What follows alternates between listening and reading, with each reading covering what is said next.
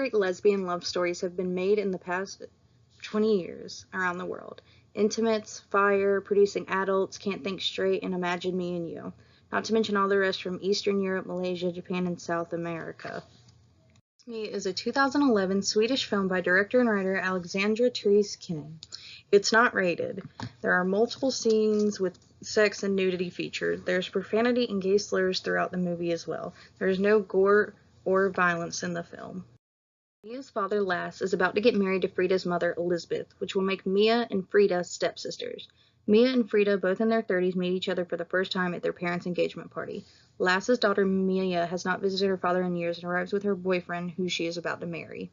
As Mia and Frida get to know each other, strong emotions begin to stir between them. This humorous and romantic character-driven production about love, marriage, and family relations is a finely written and narrated story which focuses on two women in their 30s who unexpectedly find themselves drawn to one another. Grace Kidding's charming and involving drama creates significantly romantic atmosphere which is reinforced by the subtle camera movements, the radiant cinematography, and the great score. The leading actresses are engaging and their understated acting performance strengthens this well-paced romantic tale. This film deserves more than one viewing. Much of what goes unspoken in dialogue is expressed in the subtlety of the superb performances the stellar cast has.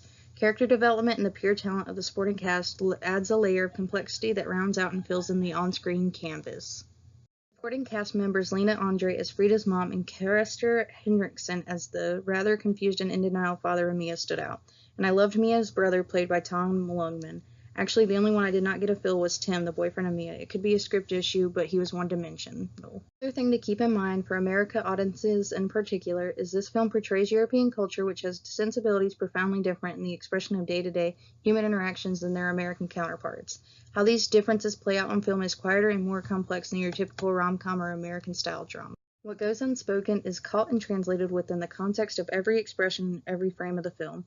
The gorgeous cinematography and lushly sublime score add subtext to every scene, while the light and color underscore the blossoming of true love between the two characters. It doesn't romanticize the struggle these people go through.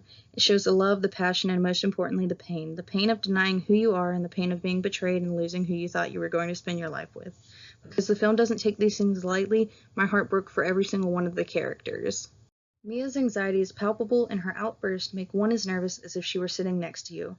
All the while, Frida's unending charm and playfulness fills you with the giddiness of first love, which turns out to be the real story of this film. As the story progresses with beauty and grace and without the rushed feeling of many love at first sight type movies, Mia starts to realize that there is only one way. Despite the sacrifices and the pain, there is only one thing she has to do. And I bet you will find yourself realizing it along with her. Oh, and did I mention the on-screen chemistry between Frida and Mia is a breathtaking testament to great casting and inspired performance? Easily my favorite part of this film, because if your leads don't have chemistry in a romance-oriented film, then you're not filmmaking properly at all. My own personal opinion on the love story is that it's an okay one that other movies have executed better, but still enjoyable. Its plot is pretty much like Imagine Me and You, only a bit more realistic and more explicit, which to tell I am not a big fan of, but I could have liked it more. I could have liked Kiss Me even more if they did not show us excessive makeouts yet no more than a scene or two of the two girls really getting to know one another. They hardly talked and the next moment they're so in love. I have to admit that there is something in the movie that just hooks you into their loving relationship. While the film does follow the somewhat predictable story of girl meets girl, girl falls in love with girl, girl's in denial, and so on, it does avoid cliches, often found within romance films. But the movie was a lot more than just a love story. It's about choosing to follow unconventional paths in your life. The family dynamic within the film for starters. The father-daughter estranged relationship, all the secrets the family carries along. It reminds me of that film The Village, where the group of people live a somewhat unrealistic, peaceful, and violence-free environment, but nonetheless reality sets in and the inevitable happens as secrets are revealed. The message is that love does not grow without honesty. True, sometimes brutal honesty. Every character is on a journey of becoming honest. The father must confront his feelings and even learn how to express himself, and Mia must examine her feelings about two different people she loves. And Frida has never been in love before.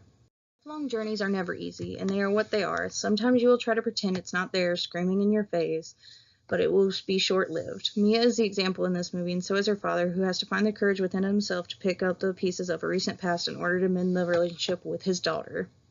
So, watch Kiss Me.